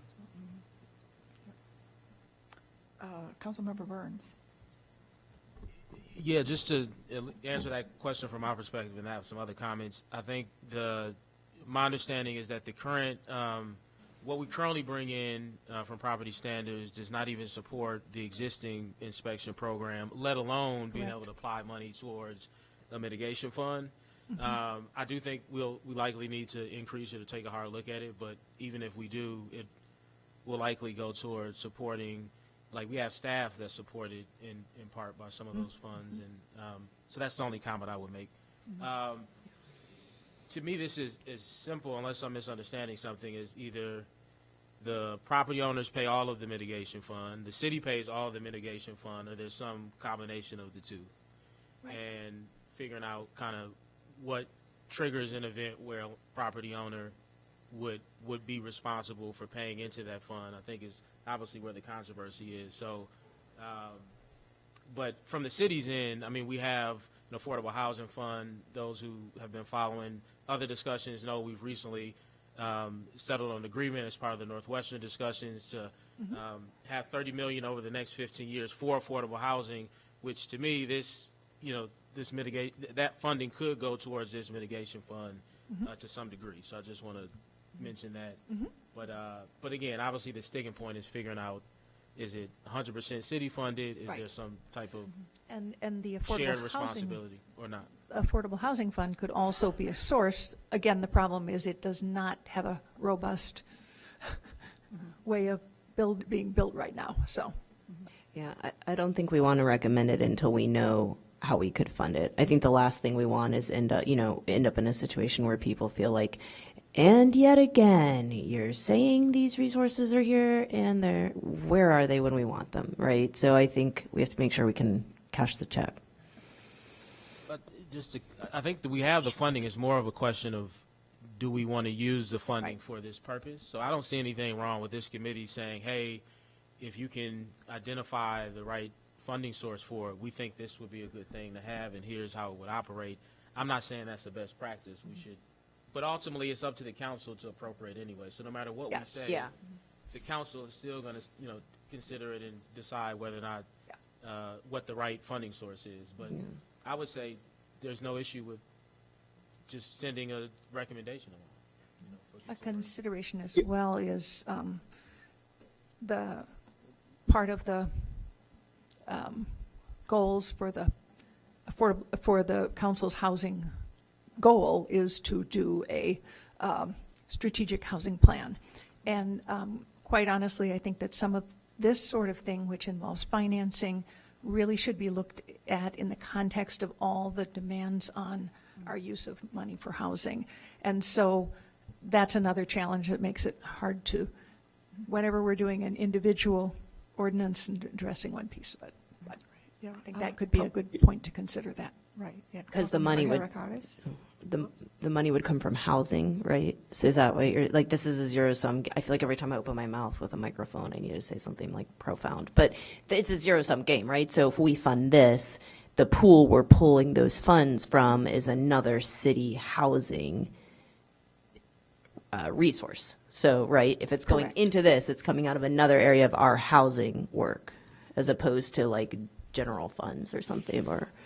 Yeah, and I think we have to see what comes out of that strategic plan that I know Uri and the community development staff are working on. But it ultimately it's housing stabilization. I mean, that's a big part of our affordable housing effort, is trying to keep people where they are, because we know things get a lot trickier and a lot more expensive when people have to relocate. So I see it as the same conversation. Yeah, no, I totally agree. I just want to understand. Yeah, I agree. I just want to know. Oh, sorry. I'll jump in the line if there's a line. There's just a lot of. Yeah. My question for staff would be for staff, would be to find out what other municipalities have like a mitigation fund and kind of roughly what their expenses are from year to year, and that might help us find what the magic number is for this. Yeah, and staff has done that research, so we can definitely follow up and provide more context. I know Chloe wants to talk, but Councilmember Reed, do you have a comment? I can't tell. Yes. Go ahead. So I just wanted to note that as we were discussing this, the mitigation fund along with the Just Cause ordinance, staff's estimate at the time was about $100,000 would be able to fund the mitigation fund, and there are a number of other communities that this was based on. It certainly is within the record of the Just Cause Task Force. The other communities that we compared this to, and so $100,000, I think is something that the city can come up with. We spend $300,000 on less important things than housing. Okay. And Chloe, did you want? No. Okay. Any other thoughts on this one? Yeah, go ahead. Sure, yeah, I'm just trying to think about this in the bigger picture, in that, so in March, when we're voting on most of this in March, is that right, or we're just discussing? Well, for sure, we're going to vote on the 13 Okay. package, unless we pull a couple of them off. But And then it was, and sorry, I didn't mean to interrupt you. No, and it sounds like we're going to put the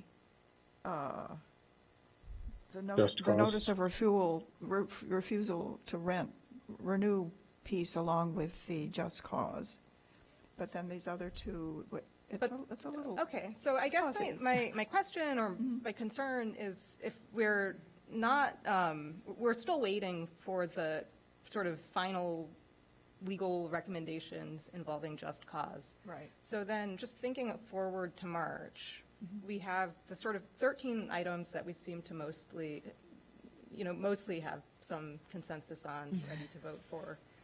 And then we have just cause, and then we have just cause sort of alt just cause, right? And I'm just trying to figure out what the, I'm trying to understand and clarify, maybe as a sort of informational point too, how this discussion will then proceed. So if this fund is sort of an alternative to just cause, it seems like it would require a larger and longer discussion than that which could be done in March if we have all of these other items Point of on order. the agenda.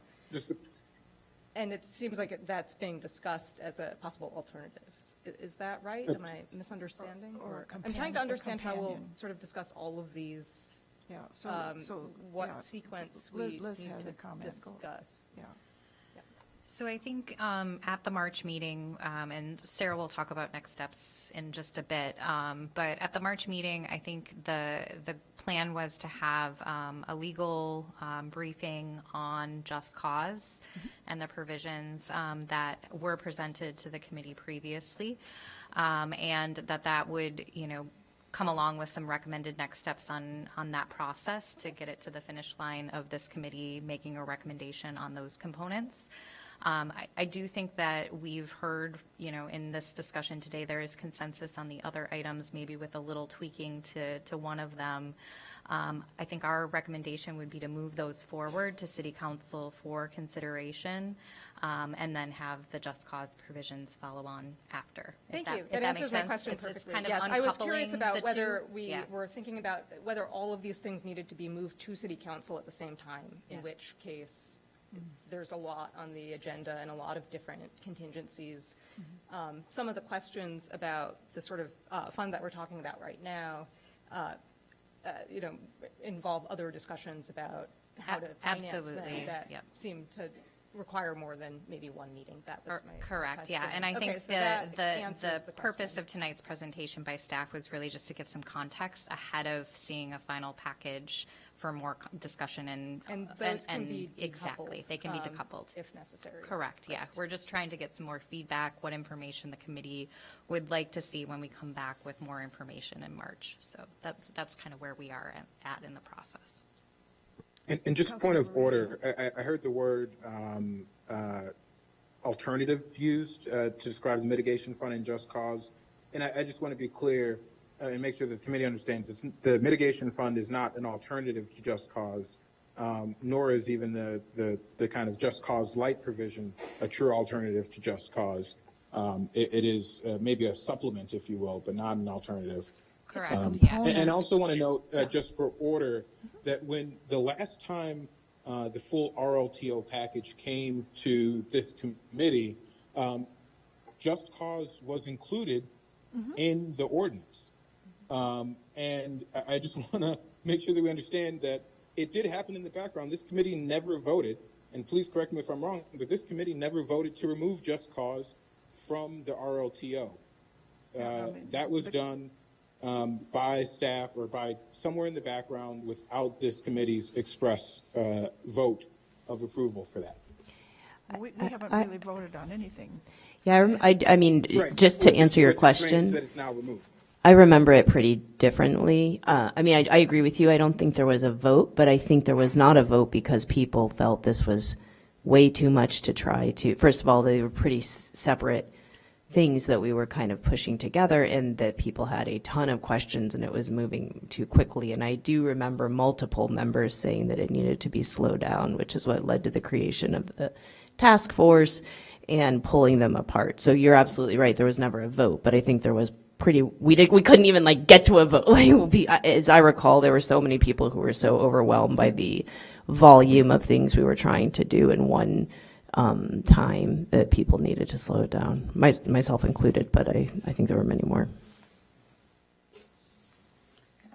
Okay.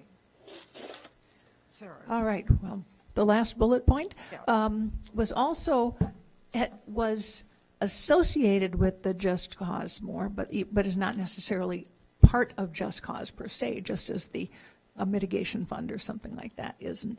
But the providing tenants with the first option to purchase a building, if it's being put on the market before marketing to other parties, is something that is a consideration to try to, it can give,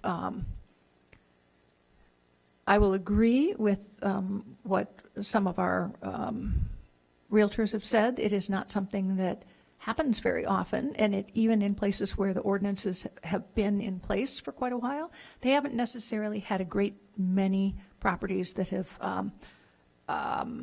been purchased by the tenants.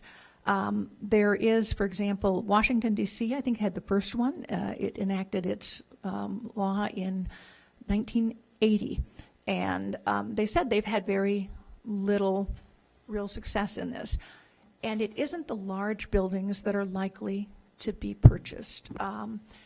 I was at a workshop last year, on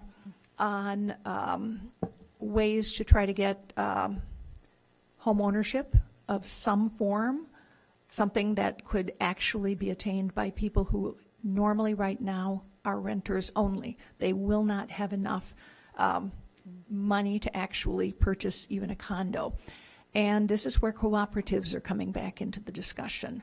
Cooperatives, you have a much lower cooperative share purchase generally, and then you pay the equivalent of rent, and that.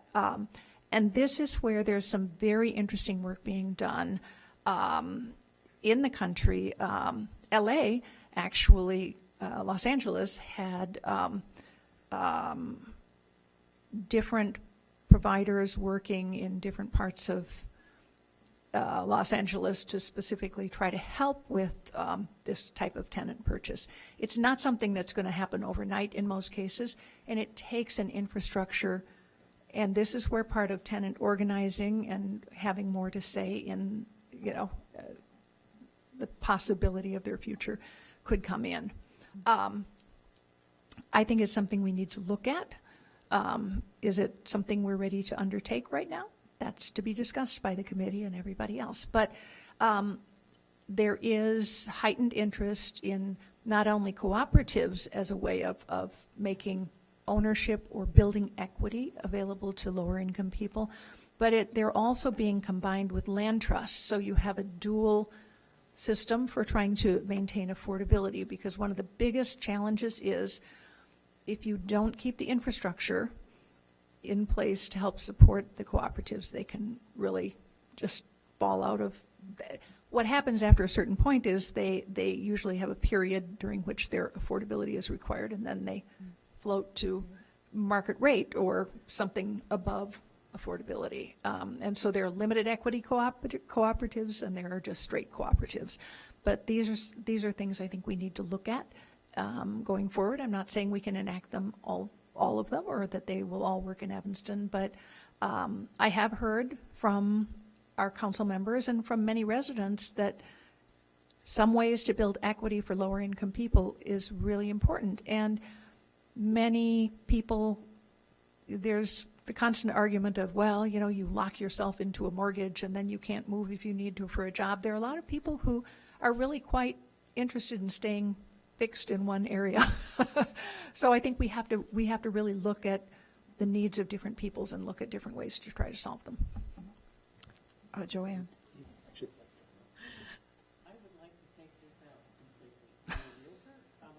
I'm sorry, Joanne, your mic is not on.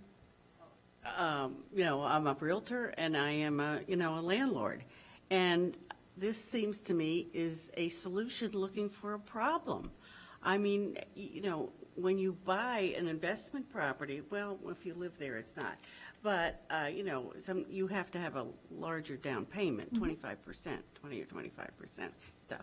And, you know, my one tenant, now, originally they were Section 8 and then grandma moved out and then lost their voucher, but they've lived in my two-flat over 30 years, you know.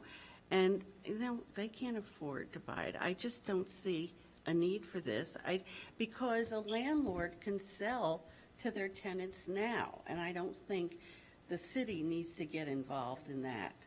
You know, there's nothing to prevent, you know, so the landlord tells them he's going to sell the property, get an appraisal, agree on a price, they get financing, fine, but we don't need to put all these conditions on it and get the city involved.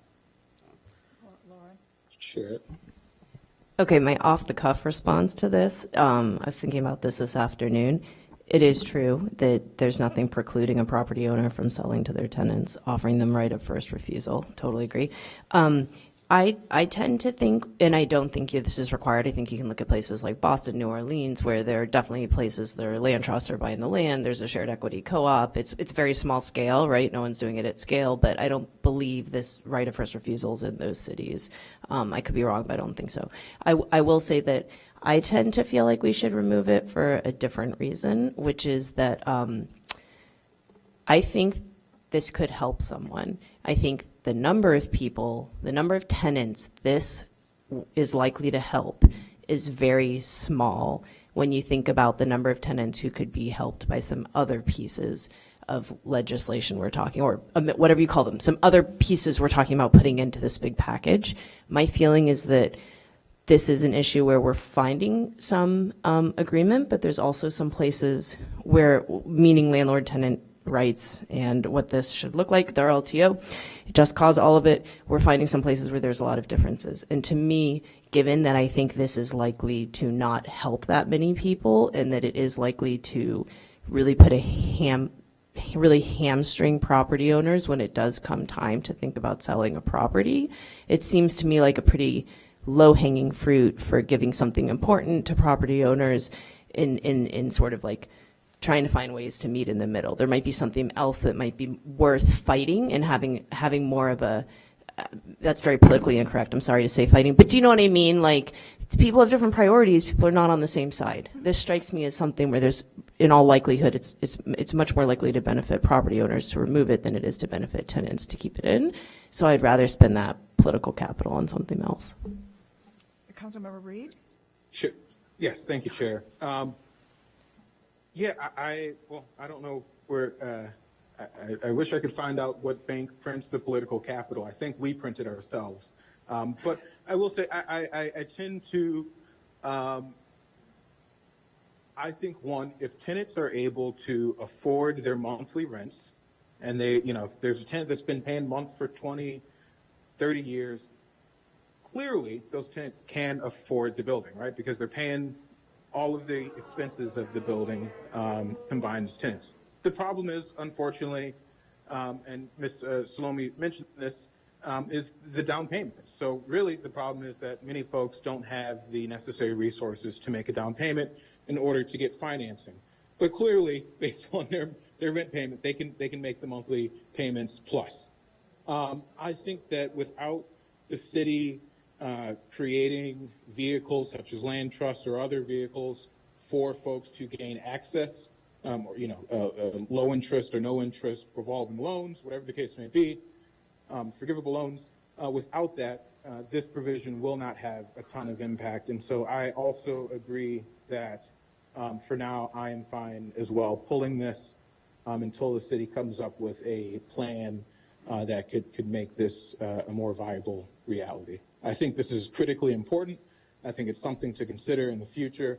I just don't think on this particular item that we are there yet. Thank you. Chloe? Yeah, I'm going to pile on here. But thinking about sort of the other side of this, the collective side from the tenant's sort of perspective, we're talking about something that's very difficult to organize and mobilize. I guess maybe the political theory here is that creating some legal framework might enable that, but historically, we don't actually see that working in the jurisdictions that have attempted this. I think that one or a few have different rules where sort of the only entities that can sort of enter into this type of contract or really intent to purchase are pre-existing organizations. And so that's a little bit different than sort of relying on, this disparate group of renters. The sort of evidence is that renters are pretty sort of low wealth. So that, as Councilmember Reed points out, down payments are an issue, but also more likely to be sort of lower income and income constrained. So the idea that this alone is going to create the conditions for sort of more ownership, as much as I would like to see sort of that, sort of more opportunities to build equity, this just doesn't seem like the sort of burdens that this create do not seem to me to warrant including this either. I prefer not to include this for discussion. Councilmember Burns? Yeah, I think that aspect of this that, so I'm fine not moving this forward. I think what's important to me, though, about a discussion that would lead to something like this is advance notice that the property owner intends to sell the property. Because whether you want to, if I'm a tenant, whether I want to make an offer or not, I think it's just good information to know if your landlord is going to sell the property for a lot of different reasons. And I've definitely encountered tenants who are surprised by it, and they're unsure if they're going to sell, and then they don't find out until much later. And now that same issue that we talked about, which is needing time to know what you're going to do, especially if you're not under a lease, which that happens a lot in Evanston. There's a lot of people who aren't under leases and haven't been on leases in quite a while and are month to month. So I think just noticing a tenant is sufficient for me. Like just making them aware that you intend to sell the property, both so whether you intend on making an offer or not, you're aware. Yeah. Yeah, Councilmember Harakaris. I guess I'm the one person who would like to discuss this further because I think this is a good idea overall. I think in this case, I like that staff proposed to shorten the time period to match the renewal notice anyway. So we're not necessarily requiring property owners to wait longer than they would normally. I think, there's a lot of things with this housing, the overall housing problems we're dealing with. We do a lot of things that, we celebrate 5, 6 affordable units. Like, if we had something like this in place and we had one property sell in like 3 years, that would still be one more property and one more opportunity for building equity for folks who wouldn't normally necessarily have the chance. I'd like to maybe bring this back later. I think, when we're looking at this, from my understanding, the property owner wouldn't have to take a lower price. This is just giving them the first offer. So I'm not sure I know people don't like being told what to do, but I'm a little bit unsure what the outrage is about just giving maybe something like what Councilmember Burns said, just a notification. You wouldn't necessarily have to have much more than that, but at least the opportunity to know what's happening. So. Well, I'm going to say something first.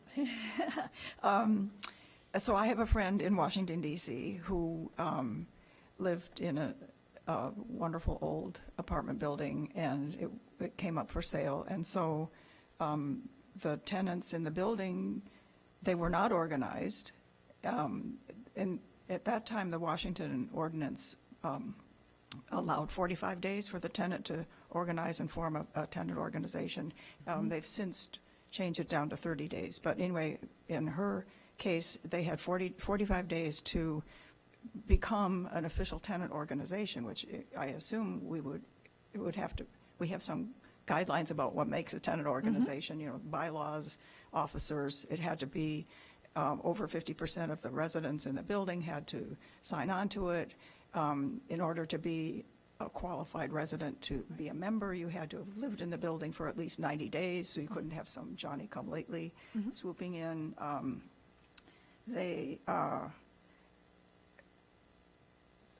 Yeah, and then, I mean, it was just a lot of work, and the tenants had to really be committed to a lot of meetings and a lot of discussion.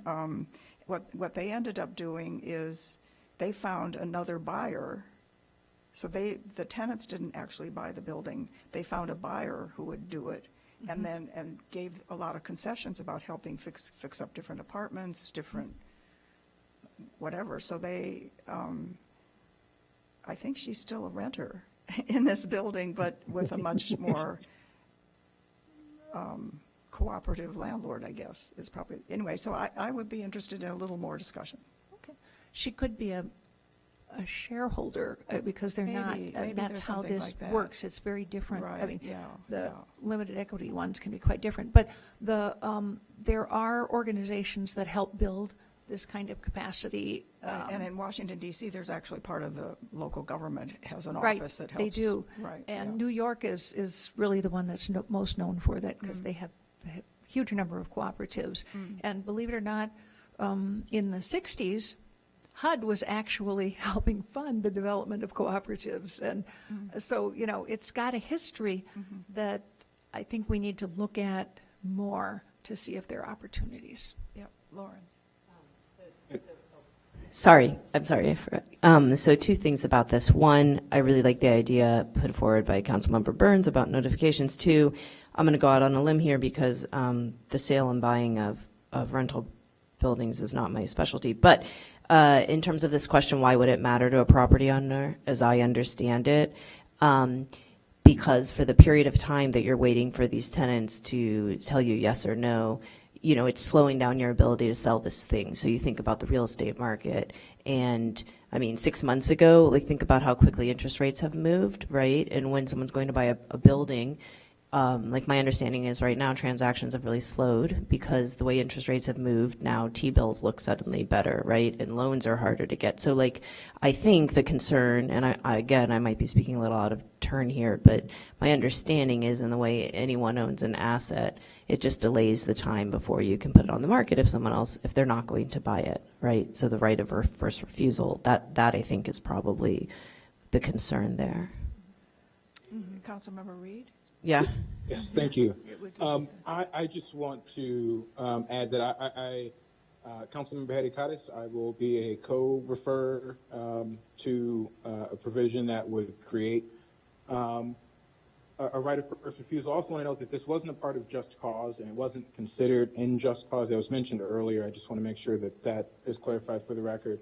I support, in the interim, I do think that Councilmember Burns' proposal makes perfect sense in the interim, but certainly moving forward, I think it will require more discussion, because I think to truly make this effective, we have to, as Councilmember Revelle pointed out with DC and Sarah pointed out with New York and other places, the HUD, we have to create local support for this and a local infrastructure. It's going to cost money. It's going to take time to think about.